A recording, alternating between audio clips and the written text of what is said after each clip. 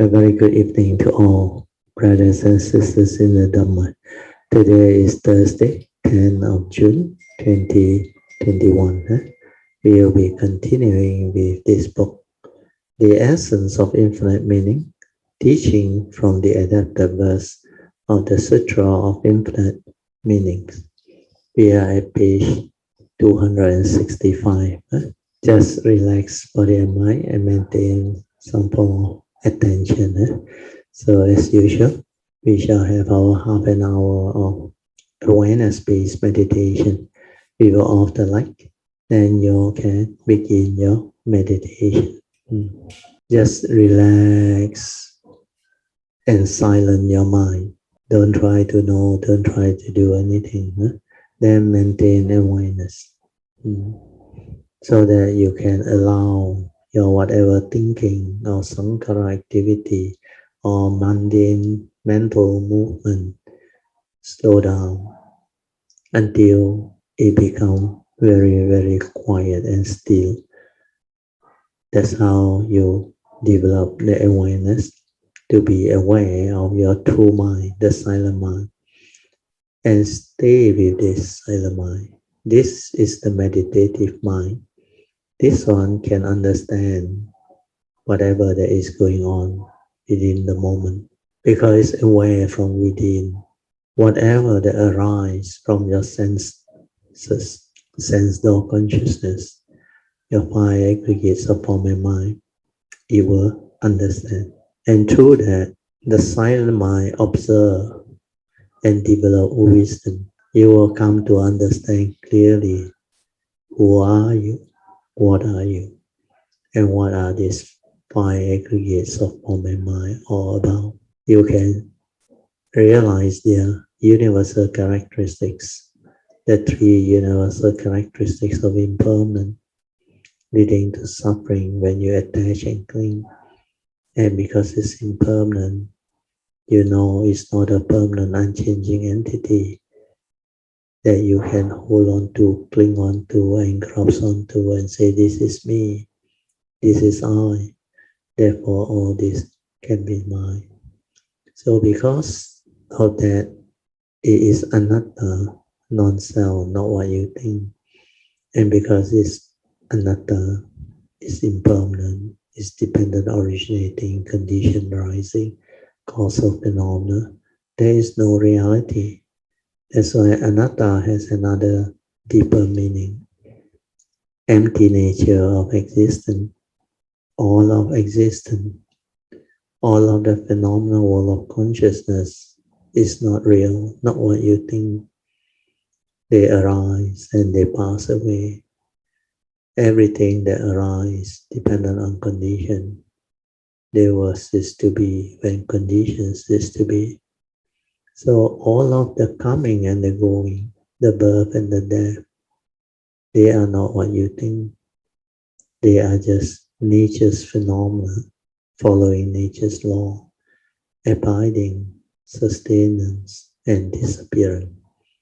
So on this, when you develop this silent mind to meditate, you can awaken to that universal characteristics, that profound wisdom within. Then we will know how to live life. We will understand clearly who are we, what are we, and what life is. All of nature's law, all of truth, the essential Dhamma, we can witness them whenever they arise. Then you will understand the deep meaning of what truth is. Truth is the reality. Truth is everywhere in the midst of life and nature. Why can't you see? For those who see, they always see. Okay, so this is a brief explanation and summary of what this awareness-based meditation is. It's very different from thought-based meditation. Thought-based meditation cannot develop wisdom. It can only develop knowledge. Whereas this awareness-based meditation, which is beyond thought, beyond mind, can discern all of nature's phenomena and awaken to it. It can insight into phenomena. It can develop the understanding of what is going on, how all mundane might arise, and how to wrong view, delusion, self-delusion, subclarity, we stir our mind, we react to sense experience. And through all this, we input the wrong content of consciousness, thereby arising all the wrong thought that has the evil roots of greed, hatred, and delusion, thereby conditioning us into negativity of mind state. And that's how it creates karmic conditioning. And through karmic, the friction of it leads to affliction, suffering, misery. You reap what you sow. So all this understanding can arise when we develop this inner awareness. The awareness nature, which is our true mind, the silent mind, to observe, to see clearly and to understand. Then through the understanding, we straighten our view, we develop wisdom, and we use that to live life. We use that to help us understand life. Then we can really transform ourselves character-wise, personality-wise, understanding-wise, so that we can be a true blessing to the world, to all of humanity. Okay, now I will set the 30 minutes of alarm. Then you can have your awareness-based meditation. You can slowly, mindfully come out of meditation. Try to maintain whatever inner peace, inner calmness, and inner awareness that you have developed for as long as you can.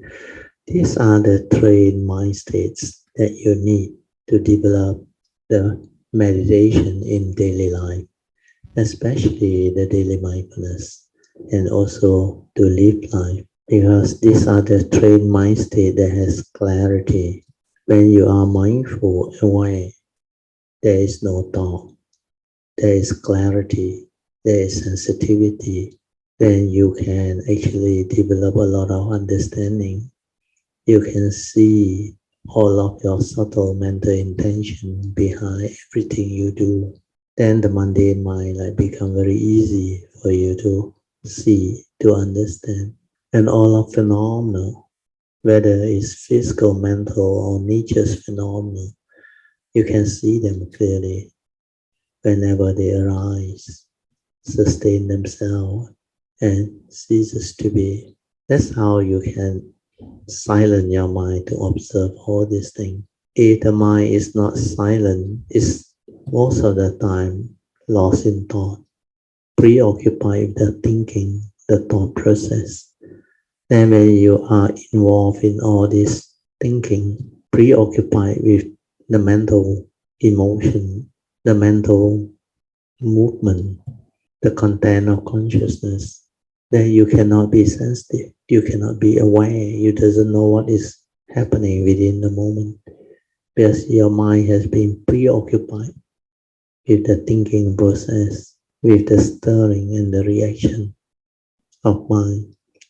When you experience something in real life, we are using this book, The Essence of Infinite Meaning, teachings from the adaptive verse of the Sutra of Infinite Meaning, Hu Liang I Ching. Okay, I will read on. If they desire blessings and virtue, the wise should give extensively.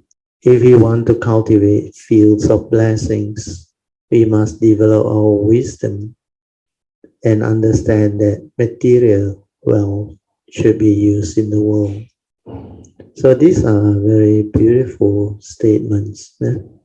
If people, normal people, they actually crave for blessings. and virtue. But if you desire or crave for blessing, actually, you can never have it. Blessings has to be cultivated with understanding, but cultivated all the way is different because they have the wisdom, they have the understanding. Everything they do is filled with blessings, and their mind states are all virtuous because of their wisdom and their understanding. That's why here the commentary say, if they desire blessings and wisdom, virtue, then the wise should give extensively. Because the wise one, whatever they do, is always with all this virtue and blessings. Then if we want to cultivate the field of blessing, we must develop our wisdom. So field of blessing, you need wisdom definitely. Then there's another part that you have to understand. You have to understand that all of material wealth that we have like acquire or own should be used in the world because you cannot take them along for the good of the many. So this is the gist of cultivation. And if you really want to understand, you need to cultivate wisdom. Then understand the purpose of the form and mind, the materialistic wealth, and all these things. The other way to look at it is like they call it corporate responsibility or whatever that we receive from society. As always mentioned, people who are successful, we have received so much from society. So we should give back to society when we have the means. So corporate social responsibility is this. From society, you acquire them or receive them. Then when the condition is there, when the opportunity is there, we should play our role. If the materially wealthy can go along and among people to aid those in need, if they can turn their ambition forever, expanding profits into love for saving those who are suffering, and cultivate blessings through their giving, they will truly be among the wise, those replete with both compassion and wisdom. So the wise ones are people who has developed compassion and wisdom. And these are the people who really have the Dhamma. For example, Tzu volunteer, Mr. Pang and Mr. Shi, they have been wholeheartedly carrying out and sharing Tzu's mission in South Africa for many years. Not only have they been helping the Zulu people to improve their living situation, but they have also recruited many Zulu volunteers to take part in Tzu's work. Now countless seeds of love have already been sown in the local soil, in the barn alone. There are over 5,000 Zulu volunteers. Although they live in poverty, because they have devoted themselves to helping others through their volunteer work, they still feel very happy.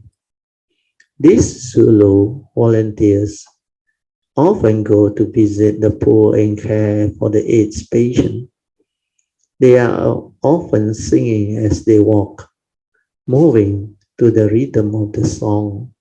Many of them are heavy-set and not very agile, and some need to use crutches as they walk on the crooked and rugged mountain terrain and roads.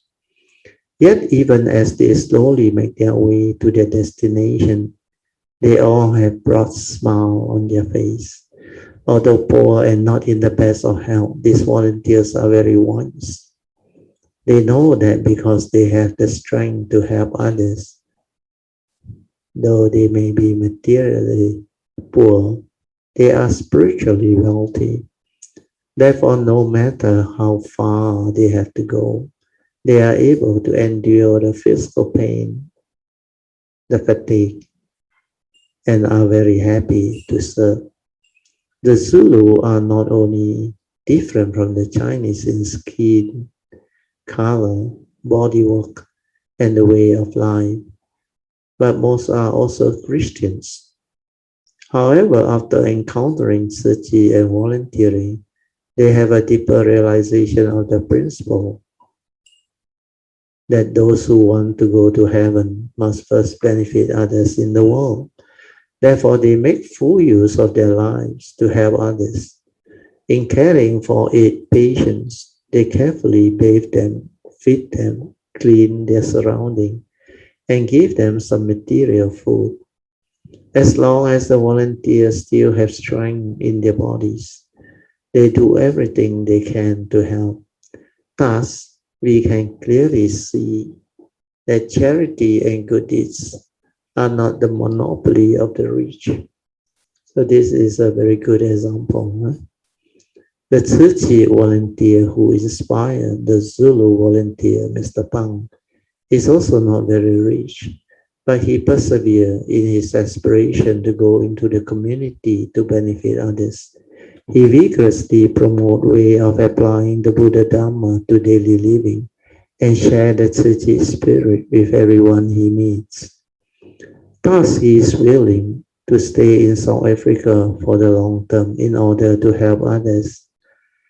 Another Tzu volunteer, Mr. Shi, has also widely spread the deeply planted Tzu spirit there. He is committed to improve local education, building school, and helping the poor family so that every child can have a good learning environment. This is very, very noble. Huh?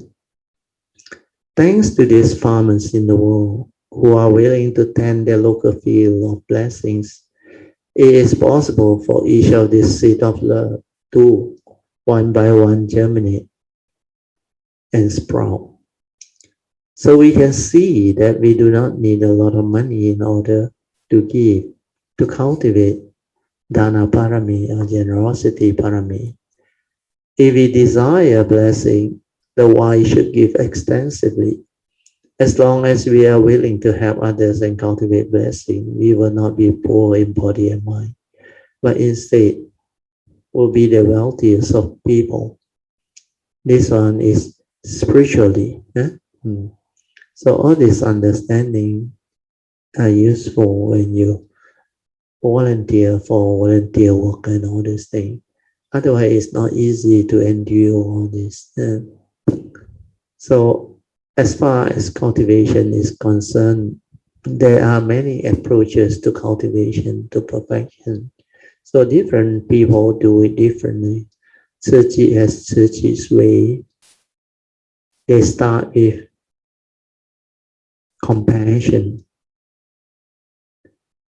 Then they witness suffering, compassion in action in real life. And they like to help out in situations where there is a lot of suffering, a lot of calamities, so that they can really be of help to people. They can be a blessing to all. So from there, they start to observe the world. They start to understand suffering, misery, karma, and how a lot of other less fortunate people who don't have the good karmic conditioning or good karma, how they are being afflicted, how they suffer, how they become miserable because of the lack of Dhamma, lack of virtue, lack of blessings, parami. So all this is for you to see. And when you see, you develop gratitude. you develop what they call a sense of like understanding that because in the past we have cultivated, we have developed blessings and virtue and wisdom. That's why our life, after all, is not so bad. And most of us who have the Dhamma, we will be very successful, we will thrive very well, and we will have the good life. But Susi's approach is different. They base their life on compassion in action to witness and see all this. Then the teaching is being slowly taught to them and assimilated to them. And through their TV program, their Dhamma activity program, and the sharing by their founder, they develop the understanding of the Buddha Dharma, especially cultivation of noble evil power and how to apply them, how to really be a good Tzu volunteer and mission worker.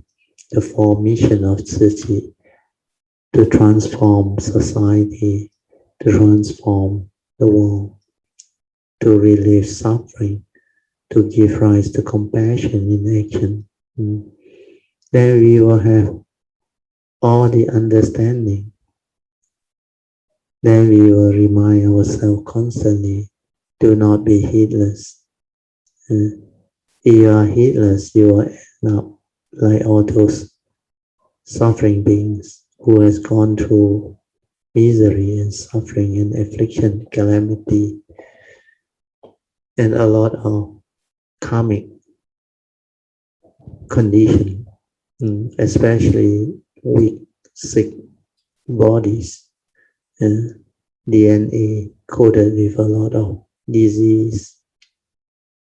So all this, when you help out in Suci, you will learn to witness them, that you see more and more of this, then you have faith in the teachings, in the Dhamma, and this is how you extensively widen your scope of understanding of the phenomenal world of living beings, sentient beings, so that you can develop great understanding of wisdom, extensive wisdom, to do the work that you need if you want to walk the Bodhisattva way.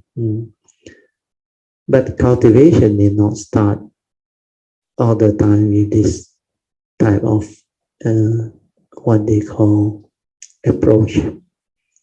Cultivation can be done in many ways. To the Buddha, the three phases of Dhamma is very important. The first phase is pariyatti. Pariyatti is the learning of the teaching, the Dhamma. So learning can be done in many ways. So the Buddha actually introduced the three turnings of the Four Noble Truths. The first turning is through hearing of the suttas, the discourse of the Buddha.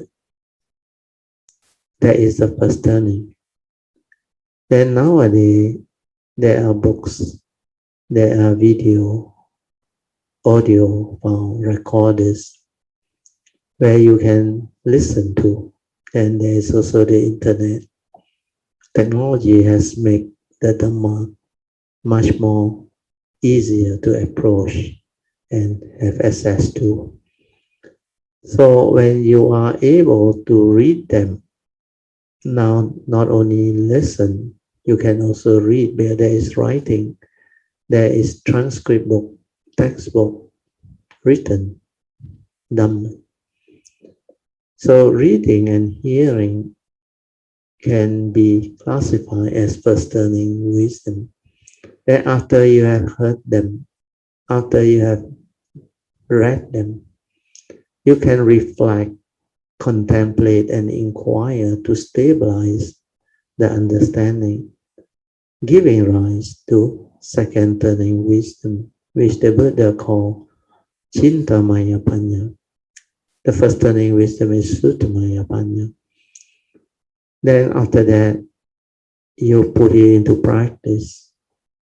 Putting it into practice is very important. Well, whatever Dhamma that you have learned, if you don't put it into practice, it's like when you learn how to cook. You read the cookbook but never practice. You can never be good at it. You can never be skillful at it. So you have to put it into practice to understand it, so that all these beautiful Dhamma, the principles behind, can be a living reality within your form and mind, so that you can have the embodiment of this Dhamma within you. So this is what cultivation is all about. Phase 2 Dhamma is Patipati. When you put the teaching into cultivation, it will develop another level of Dhamma understanding. Your cultivation is the most important, and you put it into practice of cultivation, it becomes the third turning wisdom. The Buddha called it Bhavana Maya Panya, wisdom born of Bhavana, meditative training. Then the third phase of Dhamma is Pativeda. From Pariyati, you go into cultivation, Patipati. And when you have the Dhamma, when you are ready, when you have developed the understanding, you should move into the third phase of Dhamma, Pativeda, where you get to reap the fruit of your hard work, where you got to live the noble life of an enlightened being. So with this, you can be a blessing to all. So this third phase of Dhamma is the most beautiful phase of your life. This is where you can be a blessing to all our society, the environment, and humanity as a whole. And through this understanding, you can also have deeper understanding of life.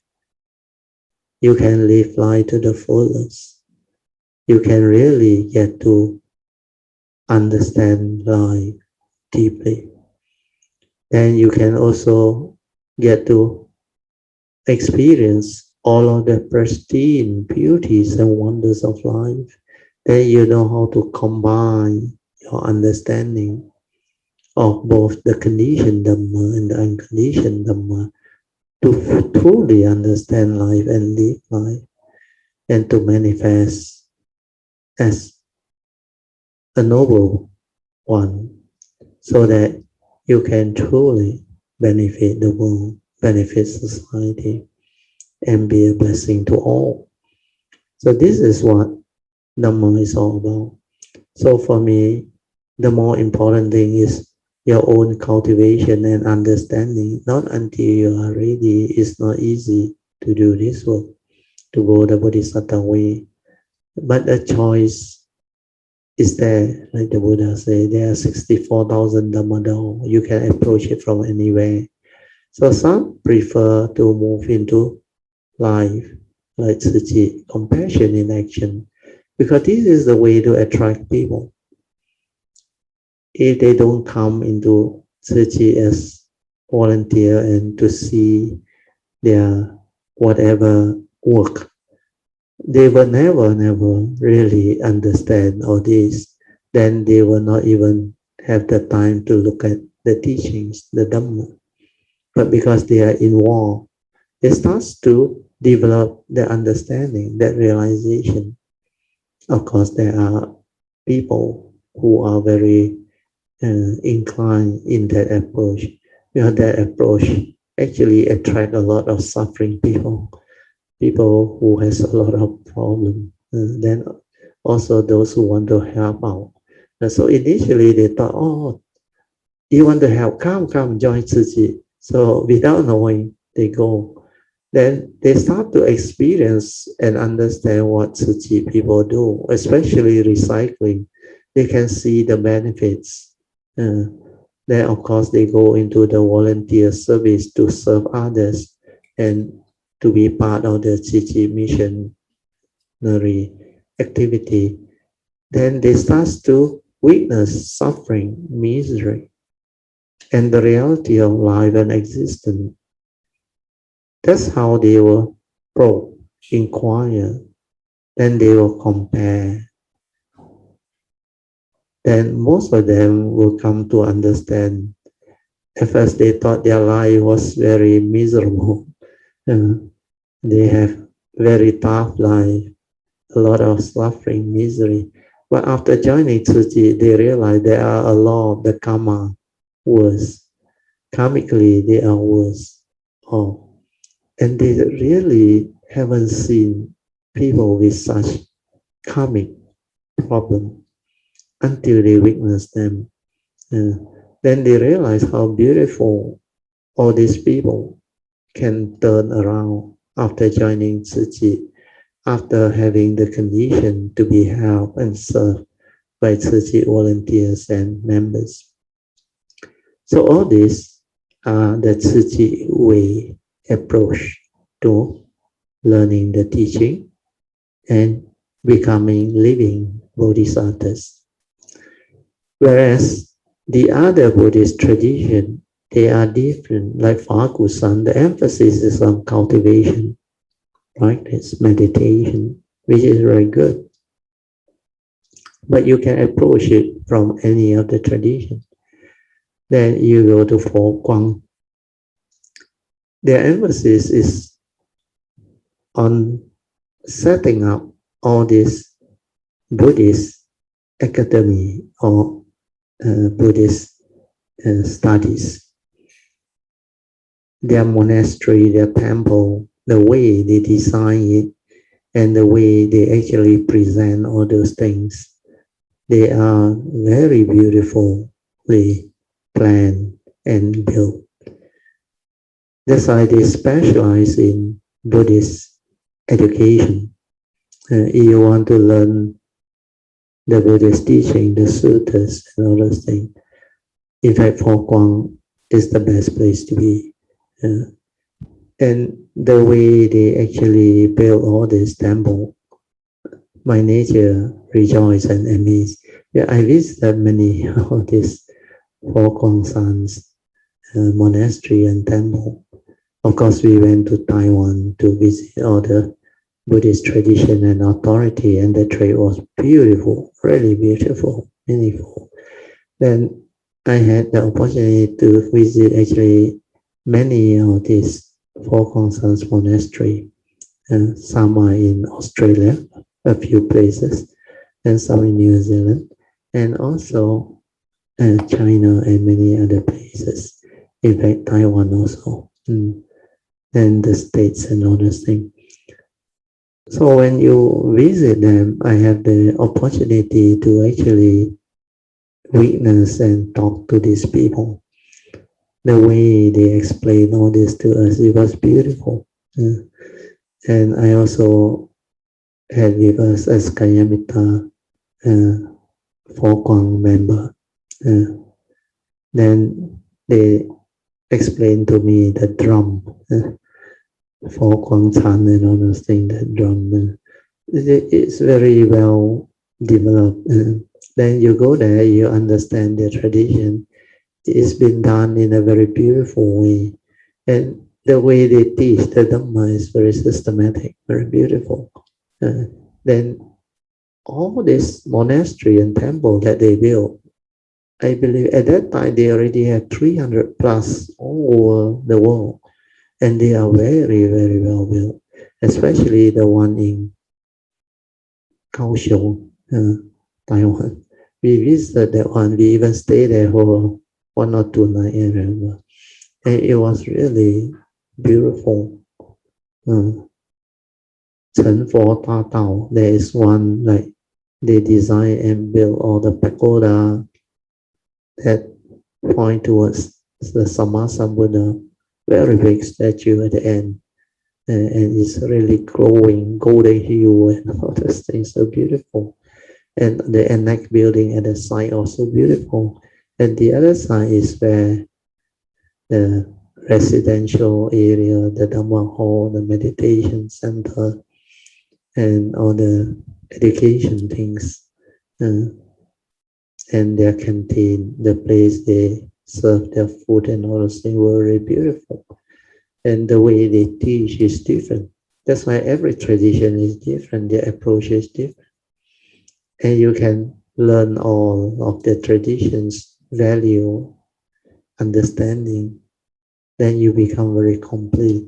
Then there's another one, the Zhongtai Chansi one is about planting the seed of Bohi to walk the path of the Bodhisattva.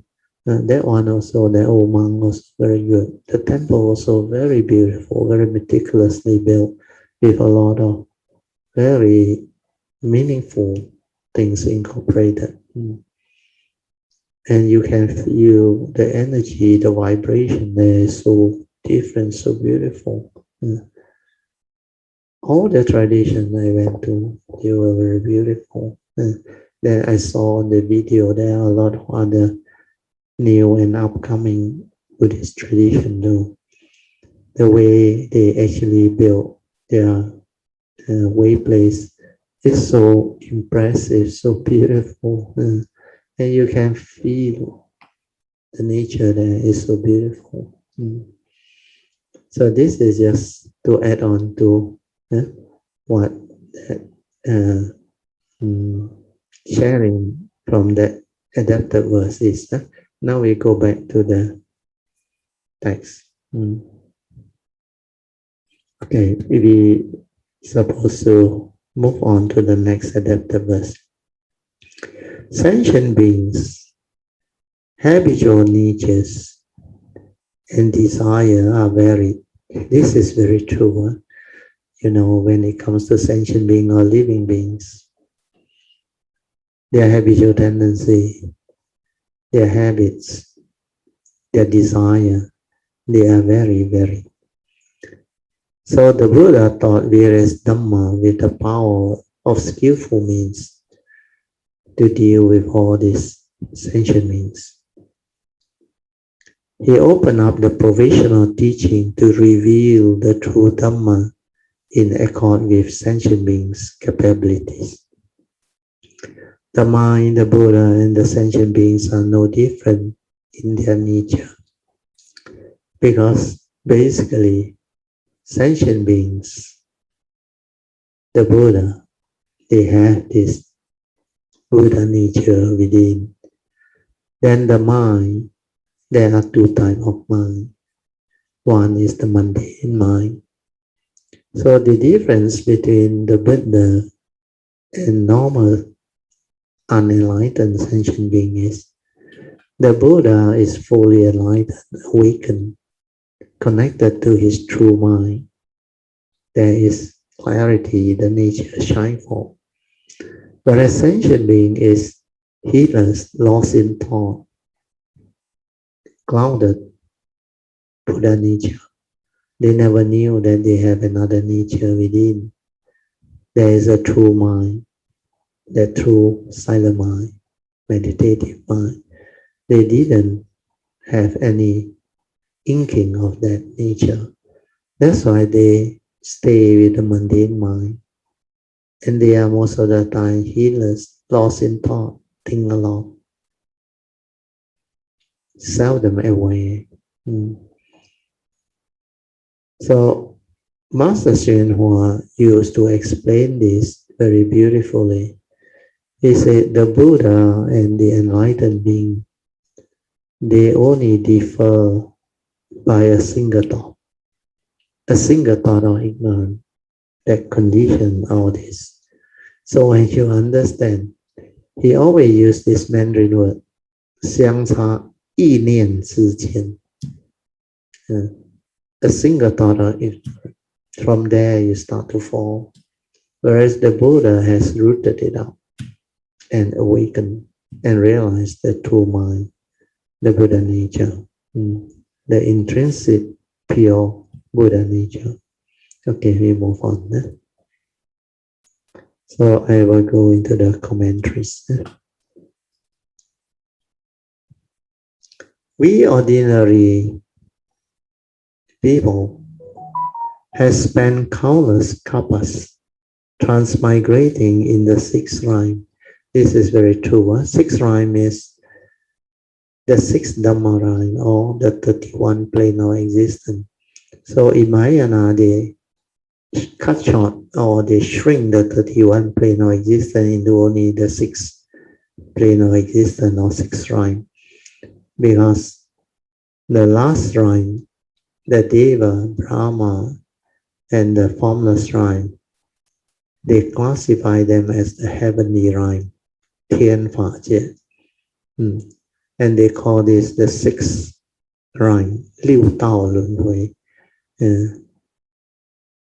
transmigrating within the sixth rhyme. Lun Hui means birth and death within the 31 plane of existence, or six rhymes. This is an incalculable amount of time, means for eons and eons or eons of birth and death. We call it samsara. Therefore, we have accumulated deeply rooted habitual tendency. See, the author used this word. This is your karmic habitual tendency. They are not easy to eliminate. See, Chen Yan Pastor, she also know that this is not easy to root out or eliminate. So habitual tendency are very deep-rooted habits that we have deludedly hold on to, held on to for so long. Over time, a wide variety of habitual tendencies develop because of ignorance and delusion. For example, the way people live just a few decades ago was drastically different from the way they live today. Moral principles and ethics, lifestyle, clothing, customs, and popular trends have all changed enormously. 70 or 80 years ago, most people used kerosene lamp or candle lights for lighting and cooking. So when they cook in brick oven or on charcoal stove, they were the era of that time. But today, almost every household has a gas stove, electric lighting, air conditioning. With the flip of a switch, we can illuminate the house at night, heating it during winter and cool it during the summer. With the rapid changes in lifestyle, our civilization is advancing and new technology are constantly being developed. More and more buildings are going up everywhere. Demand for electricity has surged. Over-extraction and over-consumption of energy resources has resulted in the production of a large amount of carbon footprint, which causes severe air pollution. In recent years, scientists have been warning us about the greenhouse effect and appealing to everyone to reduce our energy consumption or to go towards green energy. So not only are there worries about shortage of energy resources, the overproduction of carbon dioxide is causing extreme climatic changes as well. We are also facing a crisis of water scarcity, water pollution. Water is a necessity of life. Think about it, without water, even something as simple as going for a bath to a bath becomes very difficult. Especially for Malaysian, we have water cut very often. When you have a few days of water cut, you can experience how vital and important water is. When you don't have water to drink, to eat, to watch, to bathe, then the worst is to flush your toilet. You can expect how tough and how difficult it is.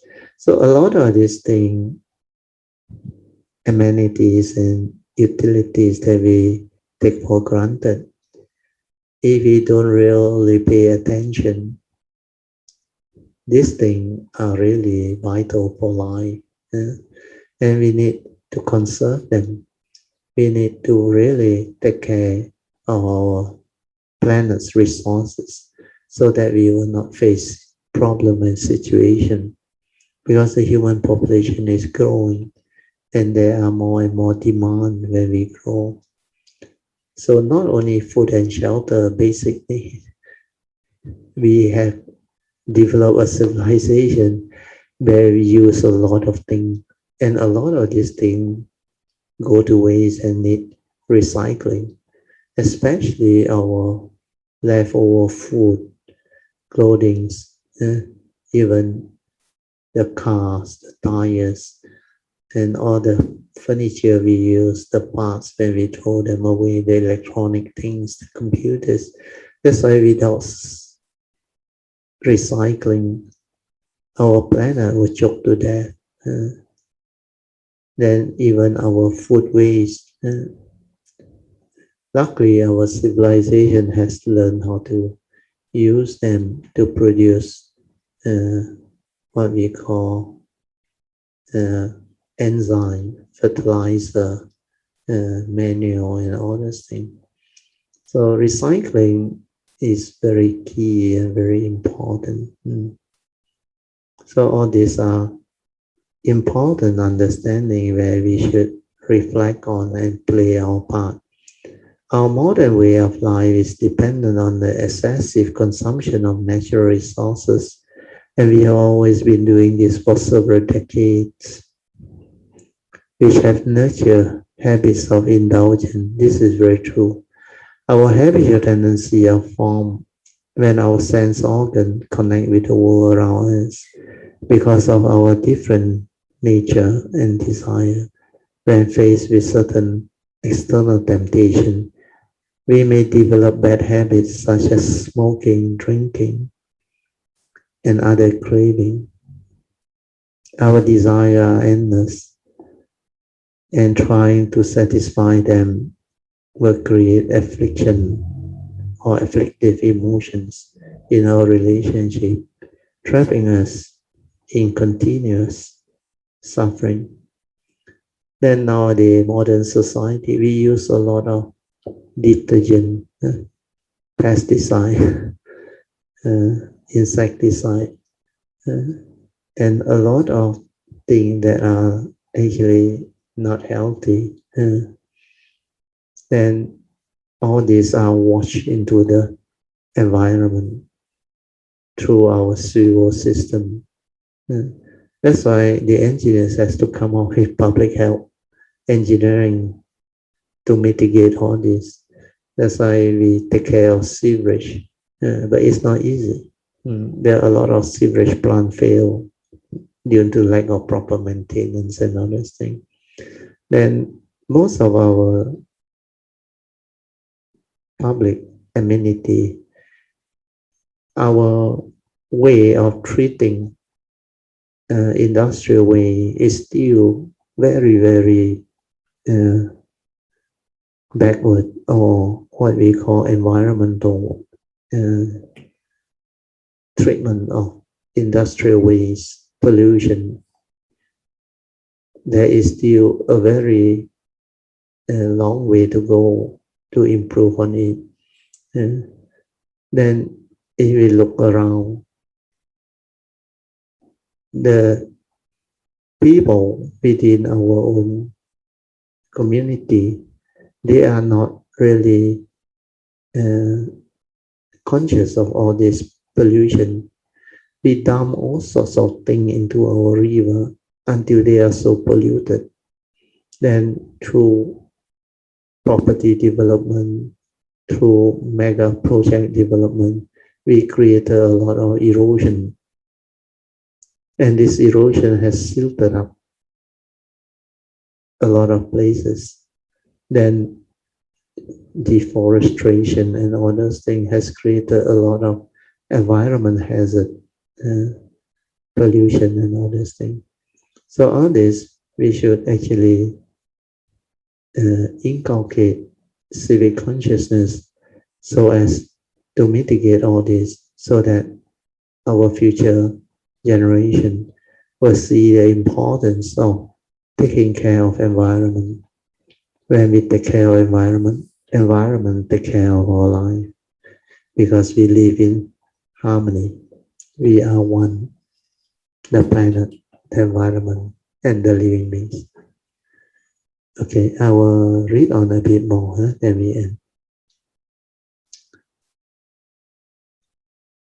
Because of our different nature and desire, when faced with certain external temptation, we finish all this, Okay, maybe we stop here, We stop here. Then we will have our toilet break. 3 minutes, Now it's 9:32. We come back 9:35. Okay.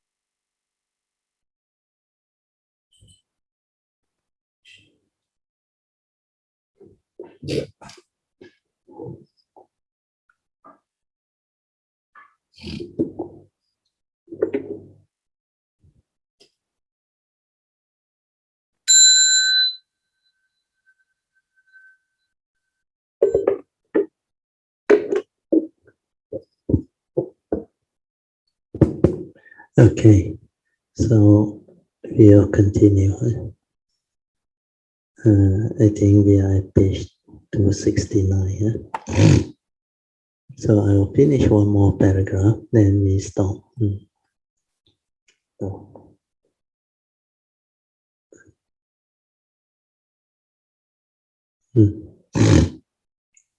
Because the capabilities and desire of sentient beings vary infinitely, even if we all listen to the same Dhamma at the same time, each of us will have a different understanding. This is very true. The Buddha, after attaining enlightenment, first turned the Dhamma wheel at the deer park. So this is the first sermon, Dhammacakkappavattana Sutta, expounding the Four Noble Truths to the 5 bhikkhu. See, the first sermon, Dhammacakkappavattana Sutta, the 3 turnings. The first is to understand Sorry, the first to understand was Anat Ajatta Kondanya. Yeah, actually it's Kondanya, Venerable Kondanya.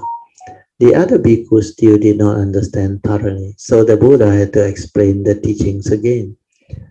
Then two other bhikkhus understood.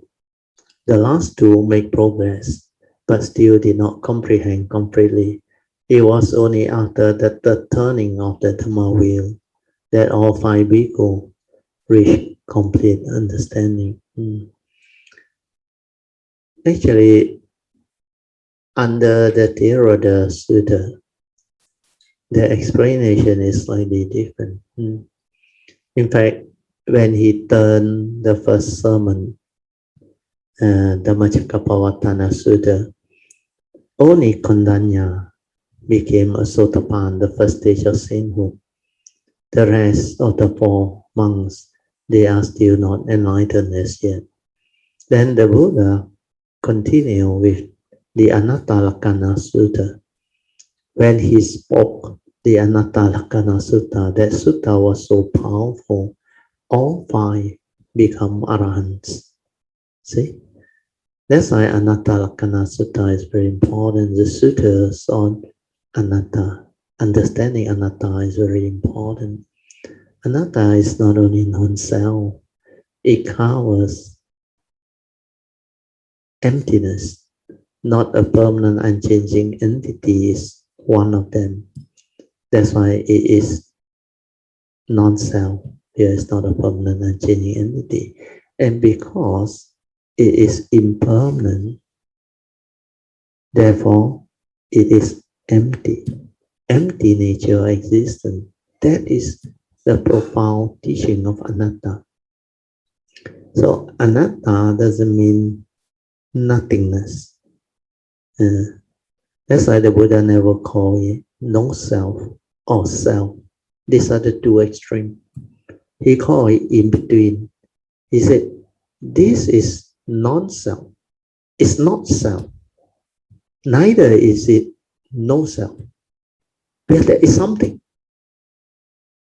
Can you understand? The human being exists. There is such thing as a living being. There is such thing as a form and mind. This one exists. That's why it's not self or no self. It's not nothingness. There is something, but this something is not a permanent unchanging entity. That's why you cannot call it a self. It's not you. That's why he liberated his mind. He didn't attach and cling on to this physical body as a self, the mental part as a self, where he knows these are dependent, originating, condition, arising, cause of phenomena, not a permanent unchanging entity. That's why there is no self inside there. But there is a human being, karmically conditioned out for us to come to this existential world, to live life, to experience all of the beauties, pristine beauties and wonders of life, and also to fulfill our whatever karmic conditioning, our vows, to cultivate and all those things. Then to live life, to develop all the understanding of life and to perfect ourselves. So this understanding is very important. That's why the enlightened one, they will know even this form and mind or the human being is not me, but this is the vehicle and tool that I come to this existential world to live life, to experience life, and to do all those things. So this one is subject to karma. That's why there is a duty that you have to do towards this law of karma. So this understanding is where the teaching of the Buddha stand out so different from others. So this is the beauty of his teaching. So Anattalakkana Sutta is very powerful. You can reflect and contemplate on it, you will awaken. That's why he asked the bhikkhu after he finished the first sermon, Dhammacakkappavattana Sutta. He asked them, O bhikkhu, is this body self? They cannot understand. Then later on, the Buddha prompted them. He said, if it self, it will not bring about suffering, because you can have this ability to say, please don't get old, don't get sick, and don't die. But it can't, because it goes the way of nature. That's why this body is not a self. Then after that, he continued.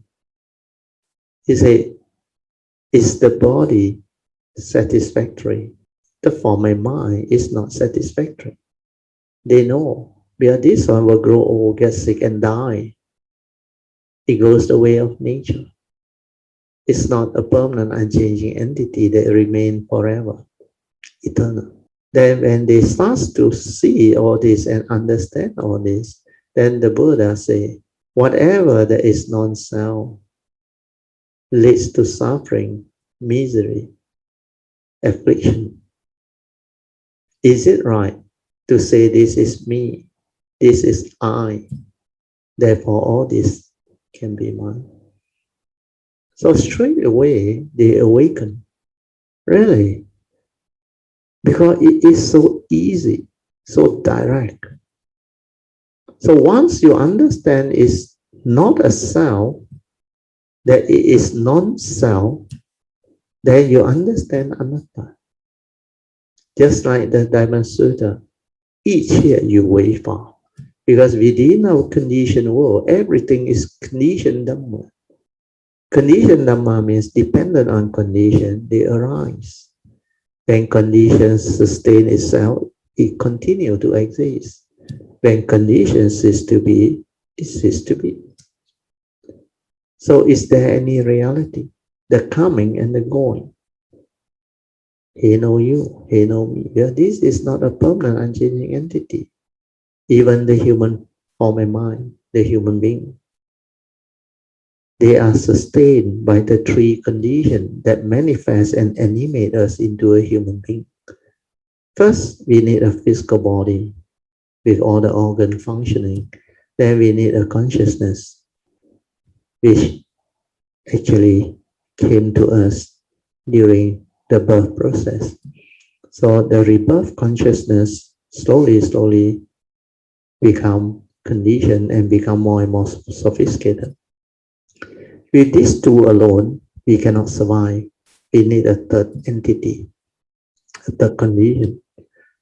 And that is our karmic force, our life force that sustains life, that pumps our heart and deliver all the blood with all the oxygen to nourish our organ, to do all the work. That's how we animate into a human being. We have the powers of life, the life force that pumps our heart and give rise to the powers of life. And these three things, when they come together, the human being arises, animated. That's why when consciousness separate, they say you die. Who died? No one died. It's just the condition behind its arising, the sustaining, they separate.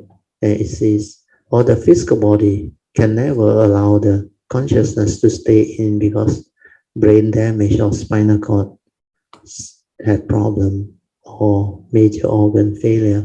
Then the physical body cannot function. This consciousness have to leave because it's already brain dead. Or the life force no more. The heart failed to pump. There is no more life force. There is no more heartbeat. That's why everything failed. Everything collapsed. And that is what death is all about.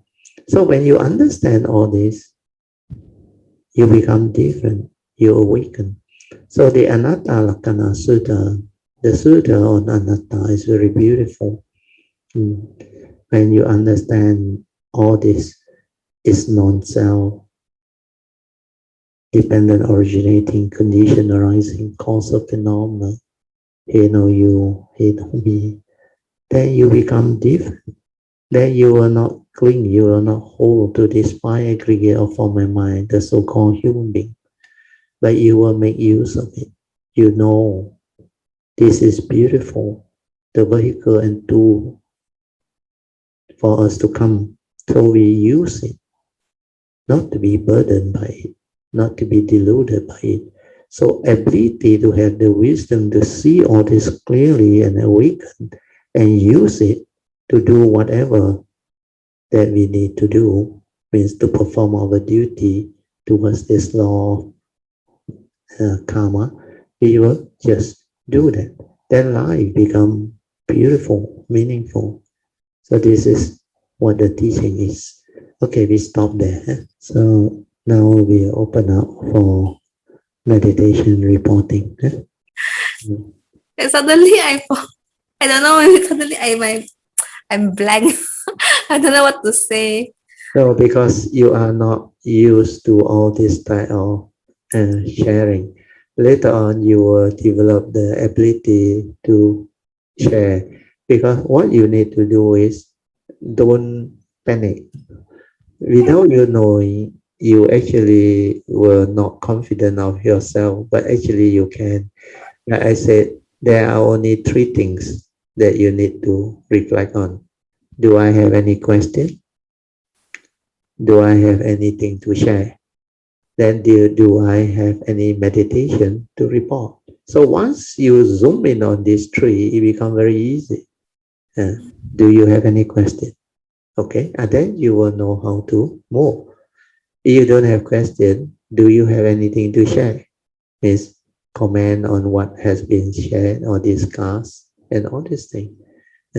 Or third one, if you have been cultivating, do you have anything to report in your meditation experience? Then you will have a lot of idea flowing in. My meditation, I feel, is still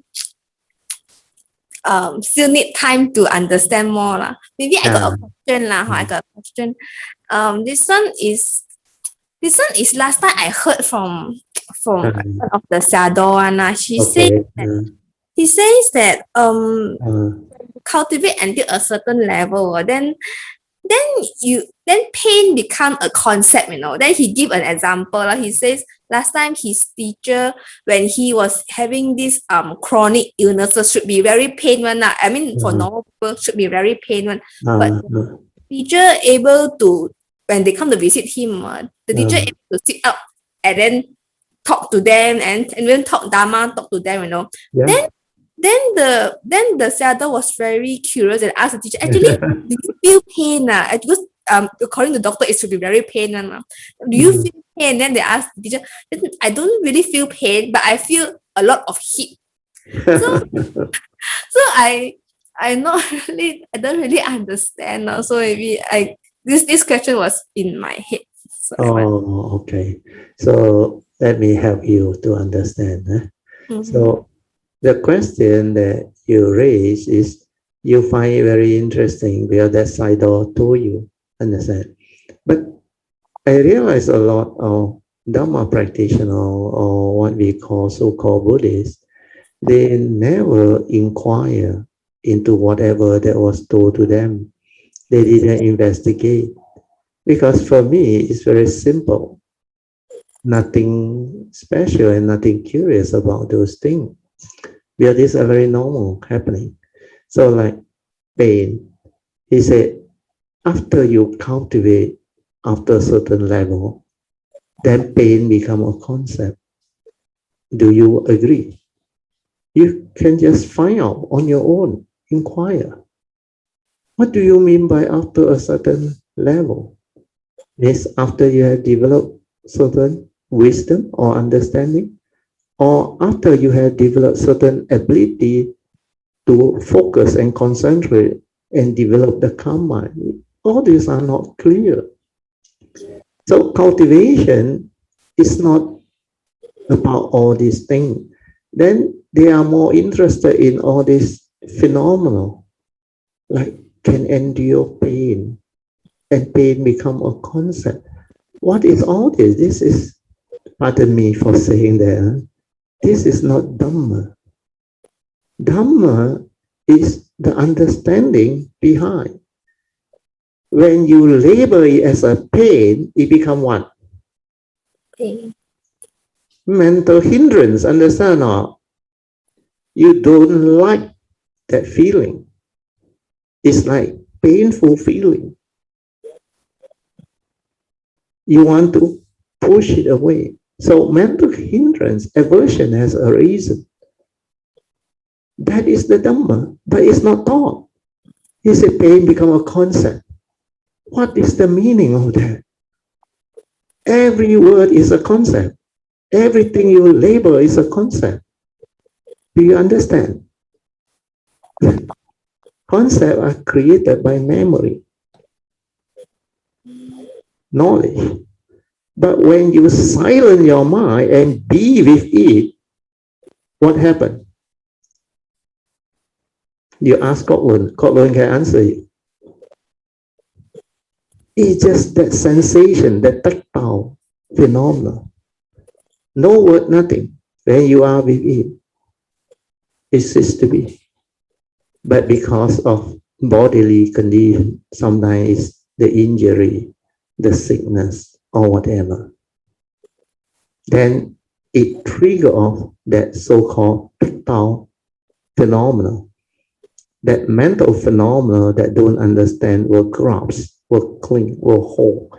Then it becomes a stressful sensation, an unpleasant sensation. We are so used to pleasant sensation. So when it's a sensation, before it conditioned into pain, before we label it, there was no mental hindrance. You can be peaceful. You can be with it. Your body is just a body. Patient endurance with wisdom. Because they are the bodily condition. You got two choices. Attach, become miserable over it, and cry over it, and become very severely afflicted by it. That pain, the misery. The other one is, this is a reality. If I have sickness, disease, this thing will happen. Body is just a body. It goes the way of nature. If I can stay with it, silent with the awareness, then I can develop the understanding of it. Suffering is to be understood. If I don't attach, I don't cling, the awareness, it will disperse. Where there is no thought, nothing, that is silent. But to do that, you have to train your mind to be very mindful, aware, very stable. If you don't have the ability, all these are words, concept, knowledge, no point. Do you understand?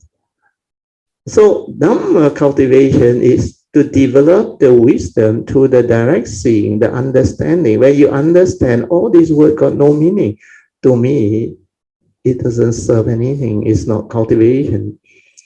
But regarding the Sayadaw say the teacher or what, when they are sick or what, according to them very painful. But once you come and ask for Dhamma, where this is something that can actually bring them that pure energy to actually develop the mindfulness and the awareness to share. Even my nature can. When I was having a flu or cold running nose at the retreat, you all know. The moment the Dhamma start, or somebody asks me certain thing, and when I share from my nature, I heal, I recover. That all those things is God. But this is not psychic or special ability. No, it's because that nature is with that understanding that it just manifests through that nature. That's why it's straight from the heart, direct from the nature, it come out. That's why during that time, the pure energy, the vibration, the understanding. But even, let's say, I go through all those running nose or whatever, I will not complain because that is the reality of the form. It goes the way of nature. Then I know if I need to rest, I rest. But when I can feel that I can continue, that's why I continue. That's why I never really rest. Have you seen me really rest? No, hardly. Unless when I know my body cannot take it already, then what for? No need to become a hero, understand? Why you want to impress people? Well, the body is just a body. It goes the way of nature. It was never you. It was never me. So this is a vehicle and tool for me to use to come to this existential world. So I understand it, I use it, and it's so beautiful. So all this understanding must be there. Tell me, understand? Well, I realize you got a weakness. You are very interested in hearing all these things, then like very impressed and all this. You never reflected and contemplate into it. Actually, it's very easy to understand when you have mindfulness, awareness, and the silent mind like Colonial, they will know. And all this no meaning. Hopefully, this explanation can help you, huh, Tammy? Oh, and today is a bit weird, and today is like, you know, how to say, in the morning, when I'm doing this kind of like meditation, then I'm doing that, then suddenly the mosquito was continuously coming to bite me, Then even okay. though I was affected by it. I feel like, yeah, then I was like waving it away, but it continues to come. But that time the mind was pretty calm. Then I was thinking, why I don't have the intention to want to kill it? But I noticed I have, but I just continue to wave it away only, and I just like, then I found that it's quite calm in the morning. And then just now when doing the meditation for the evening, during just now the meditation, then I felt that, maybe in the whole day I was like rushing to do work and then everything, and then to come to the class and everything. Then I found that there's a big pressure when I'm sitting down, a big pressure at the heart area. Then, like like what just now what you say, Yeah, like stress. like just now what you explained on the, you say what just now you explained about the pain or something of dog, that just now the question. Then I feel like a lot of stress in this at the heart area, then almost I cannot breathe at that, then I'm like, okay, now it's different already. Yeah. Now You know why or not? That you're not relaxed, you're not focused. Listen to this again, Tammy. I have explained many times. Pardon me for saying this, because not only you, a lot of other Kayamanta who are not serious, they have this same problem like you. You must have clear understanding of what you are doing in the name of meditation. So what is meditation? Meditation is to realize the silent mind, to train your mind to be aware, to be stable, to stabilize the awareness so that you can be the true mind. So are you training your mind? If you are training your mind, the mind calm and all those things is not important. The question is, am I training my mind? That's why you all cannot progress, because you didn't even try to develop the silent mind, to realize the awareness nature inside. You are easily distracted by so many things because most of the time you are heedless. Mosquito also can distract you. Many things can distract you. Then like your mind very busy, your work, your career, you have to prepare for class and all those things. Then you realize your heart like aching, cannot breathe, stress. Means you are not relaxed. You are not mindful. You are not aware. You don't have clarity. You don't have the mental faculties, especially Sada Virya Sati. Do you see that point? So to meditate is to just silence your mind, maintain awareness. Don't try to know, don't try to do anything. Stabilize it so that you can have this ability to realize your true mind, your silent mind, which is the meditative mind. Then you can become ever mindful. Where once the awareness stabilizes, the awareness will be there. You didn't even try to realize the silent mind, not to say stabilize it. That's why a lot of you all cannot progress. It's because of that. It's so simple. But because you are more interested in other things, that's why your worldly life also, you like rushing around. Uh, you are not with the moment. You are not relaxed. The key is relax. Are you relaxed? peaceful, have clarity? Are you mindful? Are you aware? Do you have clarity? Then once you develop all this spiritual faculty and the silent mind, it will transform you and you will become very different. That's how you progress. Otherwise, you will continue to report similar thing. I won't say the same thing, similar thing. Like just now, one moment the side door question, then next moment your morning meditation, then next moment you tell me you can see thought and there's another thought behind the thought. And all these are the frequent questions that come from the active thinking, the knowledge. That's why you didn't really understand what has been shared and taught. You think you know, pardon me for saying that, but you didn't really understood and penetrate. That's why if you all find it so difficult to progress and you are lack of confidence, like you just asked that my meditation is still very child. I think I still need some time to understand. It's not like that. All this is the thought telling you. The understanding is, am I training my mind? Am I following, like Po Cheng say, the advice of what Brother Teo has shared with me? All the teaching, all the instruction. Listen to it and write it down. Have I done this? Meditation has to be done with understanding. Have I developed the understanding? Meditation is heedfulness. What is heedfulness? Ever mindful. To be ever mindful, I have to train my mind to be aware, mindful. That stabilize it to be ever mindful. Have I started that? If that also you haven't started, it's very difficult to progress. Can follow or not, Tammy? Huh? Don't worry. I'm not like reprimanding you or telling you in a very negative. No, this is for your benefit, for you and other Kayamita who are not serious enough to actually progress. This is what I see. Those who progress, they have faith in what I say, then they just follow exactly.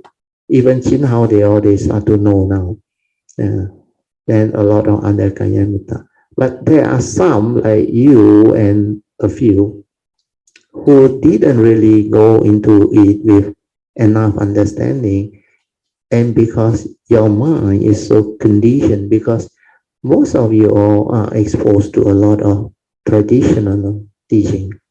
Like last time, even Dr. Janta in the early days when he came to my class, he was the same. Right?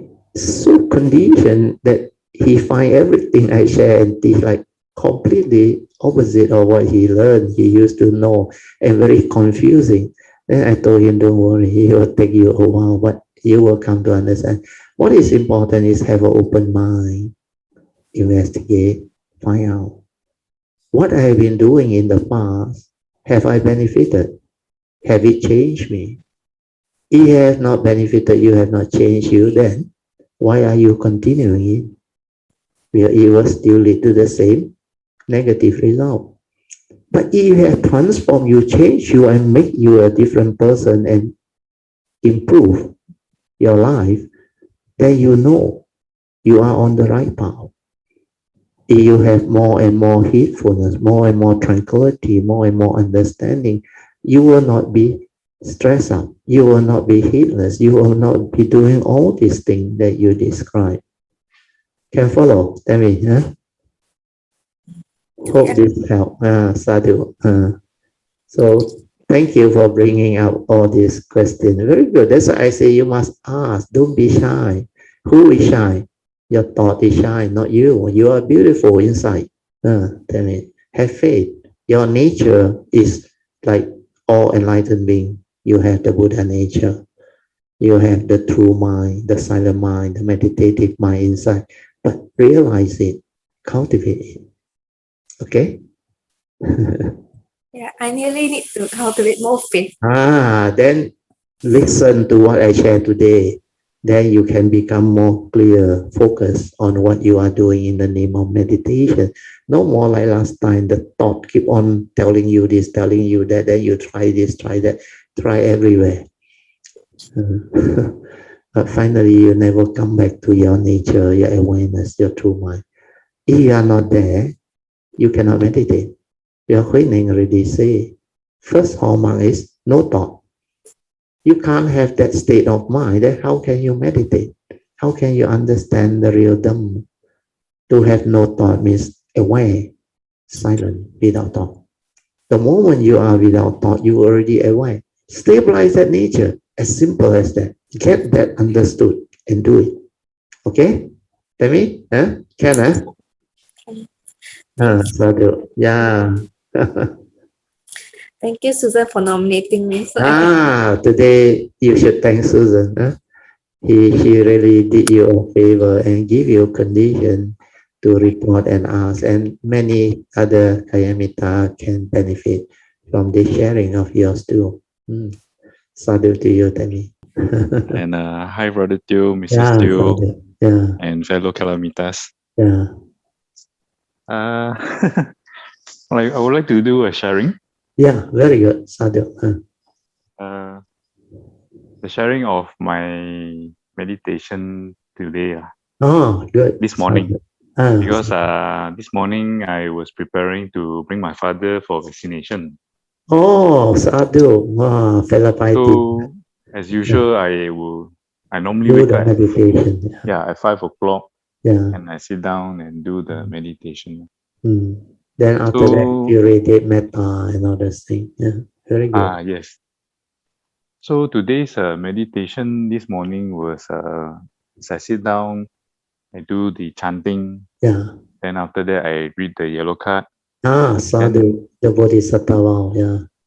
Then I sit down and I'll start to meditate. Normally around 15 minutes, 20 minutes.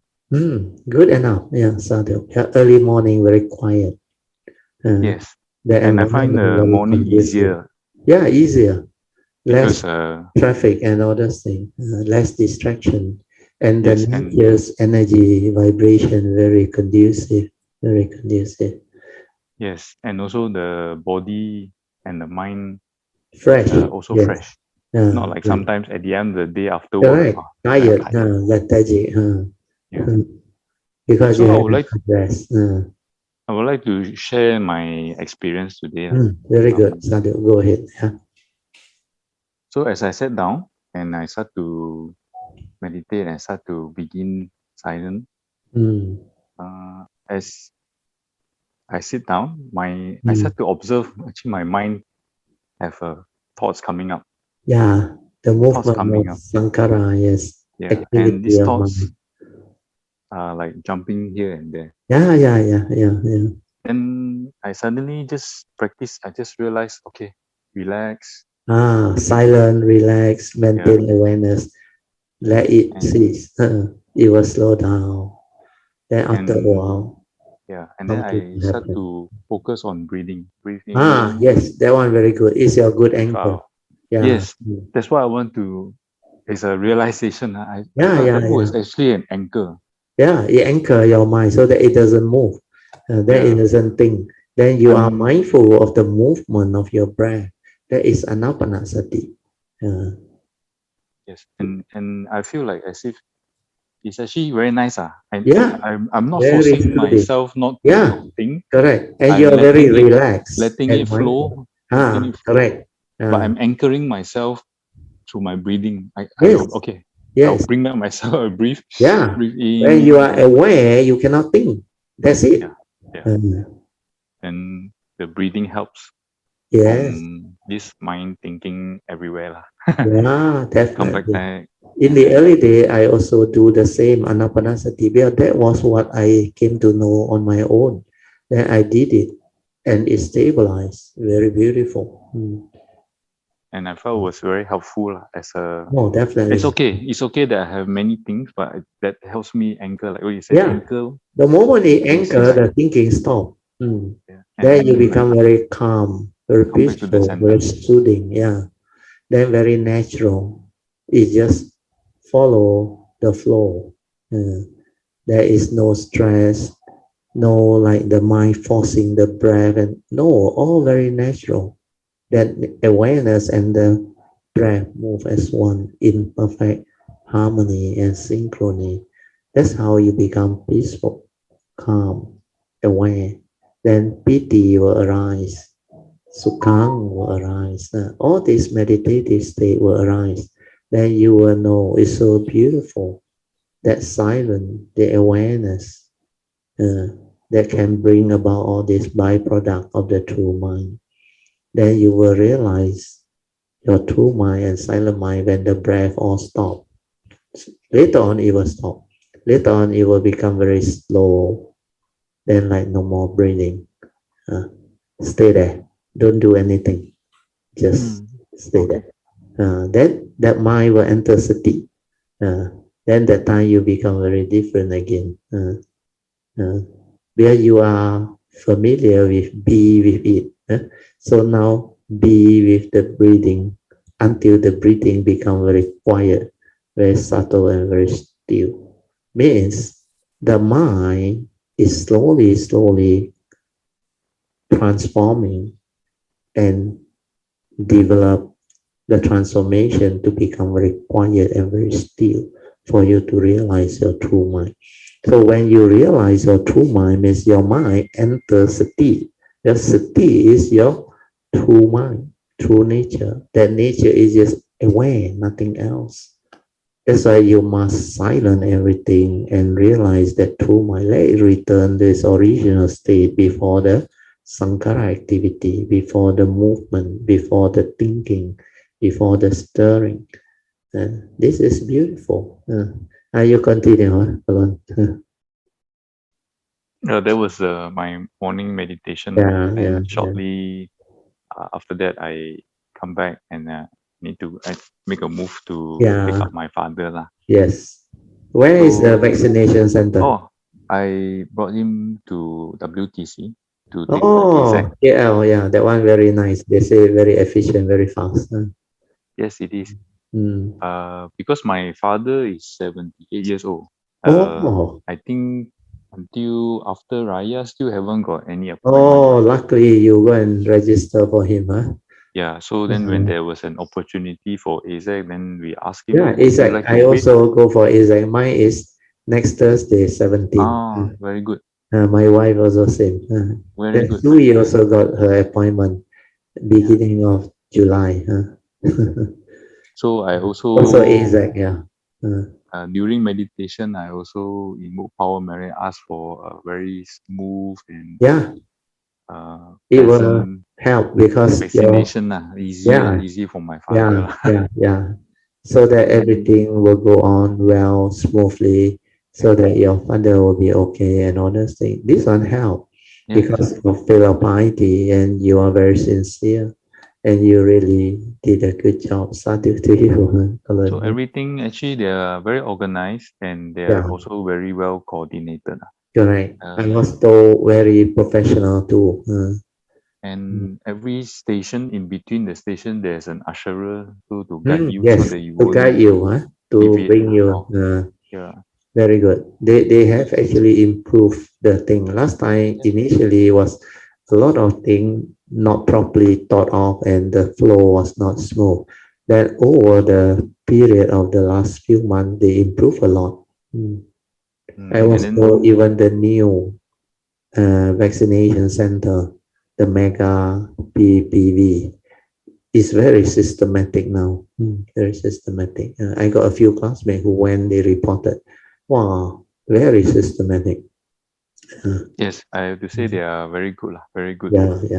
My My father once started at 9.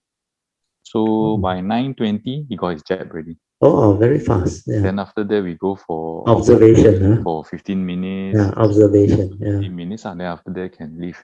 So it was a very fast, easy, and it was a breeze. Very, very easy. Like a breeze. They say very straightforward. And then they explain clearly what you need to do. Yeah, very good. So you need to bring a pen and we know about those and your things. IC and and the handphone. To take the QR code or that. Yes. But you cannot take picture during the jab. Oh, definitely. But they will explain to you. They will explain to you before, after. They will show you. It's only everything over when you're about to go out, then they got something for you to take photo on. A lot of my classmates took the photo there. Yeah. So I also realized actually there's a lot of news from Facebook and from others saying this and this and that. Actually not so Yeah, true. yeah, The yeah, natural yeah. fair Not one, so true. they are very good lah. Yeah, yeah, yeah. And They I make a are point, very professional in that yeah, sense. to all the volunteers and also all the Yeah, frontliner yeah, nurse. When I see them, I just say thank you for yeah. your help. You will have a lot of joy and Yeah, yeah. gratitude where people are willing to sacrifice uh, for Yes. the greater good to Yeah. get more people to go through the vaccination, so that the herd immunity can be established faster. But the more people get vaccinated, the less will be the spreader. And these people who are vaccinated, the probability of severe COVID attack is very low, very, very. If you are not vaccinated, the statistic shows 8% of those who got COVID-19, they will have severe third stage, fourth stage, or fifth stage type of symptom, and they have breathing difficulty. So the 8% is very high. But once you are vaccinated, most of them will not kena the COVID. Then those who develop antibody are 91% even after the first jab. Then those who kena COVID, most of them either asymptomatic or have symptoms also very mild, very mild. Stage 1, stage 2, never even have to admit hospital. That is the good thing about vaccination.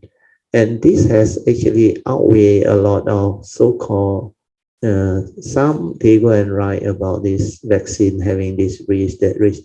Yeah, but those risks are so low. They are talking about 1 point something person in a million now. Means it's 0.0000%, no, very low. 1 in 100 is 1%, 1 in 1,000 is 0.1%, and 1 in 10,000 is 0.01, then 100,000, then million. That's why the number goes down. And people who don't understand, they panic, they go and worry. But when you understand, that's why like the doctors, they all explain to you and your father, you realize what is in the social media is not so authentic or assuring. Whereas what these people tell you, they are more uh, professional in their approach and understanding. That's why they can actually advise us. And a lot of them, they actually did very well. And it helps to give rise to better what we call control of the pandemic. Otherwise, our country will have very big number. So luckily now, slowly, the numbers are slowly falling back. Today, I think 5,000 something. Hopefully, with the speed of immunization or vaccination, now they reach 150 over 1,000 a day, which is very good. 10 days, you get 1.5 million now. So 1 month, 4.5 million is almost 1.5% of the population now. So it's very good rate already. But if they can go further to 200,000 a day, will be much better. Then 10 days will be 2 million, or then 6 million means very fast already. 6 million. Yeah, our population, I think, is about 30 million. 30 million, 3 million is 10% now. So we are hitting actually, even at this rate, 15% a month now, and it's very fast, very fast. So 3 months, we get 40 over percent, though our herd immunity will go up. Where once you hit 40-50% like UK and US, actually a lot of improvement. You see they start to have leeway to relax the whatever sanction, and not sanction, what the curb, they relax the rules for lockdown and all those things. They start to open up the economy, and many of them they can even without mask go and have dinner and drink for those fully vaccinated and also. So these are good news. You can continue, Colin. Yeah. Yeah, I agree. I think at this Yeah. rate of vaccination, Yeah, this will it help also, a I lot. feel it will probably be the last lockdown. No Yeah, more yeah, already yeah. lah. I Yes, think by definitely. end of the year we can celebrate Oh, yes. and makan together. Actually, I look at September or October, Yeah. and things will turn around already. Because Yes. if every month they can do 4.5 million, which is about 15%. So 3 months, 45%, we already hit the 50% mark. Very good already. Means most of the population, the elderly one, and I was told they are going towards the younger one now. The critical economy and all those things. So they should have done this long ago. Then we will turn around faster. Yeah, and hopefully, probably next year, if there's a condition, I will Yeah. also like to join if there's any retreat No, next year. hopefully, it looks Yeah, promising hopefully. now. Yeah, Because next year, March, we have a lot of time. yeah. And I used to share you all the next retreat. I tell you, a lot of you all will progress and become very different. But this time, a lot of you will understand what this meditation is, awareness based. And when we do it with understanding and we share the collective consciousness and that nature there, I tell you, a lot of things can just happen. Then you can see the joy, the transformation, and all those things. So this is going to become something very beautiful. Our Kaya force is so strong now. That's why you all have to develop the faith, Sada, Virya, then diligently move. Sadhu. Very good. Anything else? And the last one is every day right now, because I'm meditating every day in the morning. Oh, I sadhu. always make a point to end the meditation with like our normal Yeah, meditation. sharing And of merit, yeah, transform. sharing a marriage and also blessing for the world. Well, for the world, And yes. yeah, Yeah, very I good. think that Sadhu. also before ending with the aspiration for the Imina Punya Punya Kamina. Kamena, yes. Yeah. To avoid the foolish and meet up with the wise, so that Nibbana can be realized soon as possible. Sadhu, very good. Yeah, No that's more all and from my side. can very good. I think just nice we can end. Thank you so much, Brother Colin. So we would like to thank Tammy, Brother Colin, and also Susan for nominating Tammy for nominating Brother Colin. So today's sharing is very good. We even share certain thing about Colin's understanding and philosophy and also the vaccine, everything. So this type of sharing is very meaningful, very useful. So let us together rejoice one more time. Sadhu, Sadhu, sadhu, sadhu. sadhu. Okay,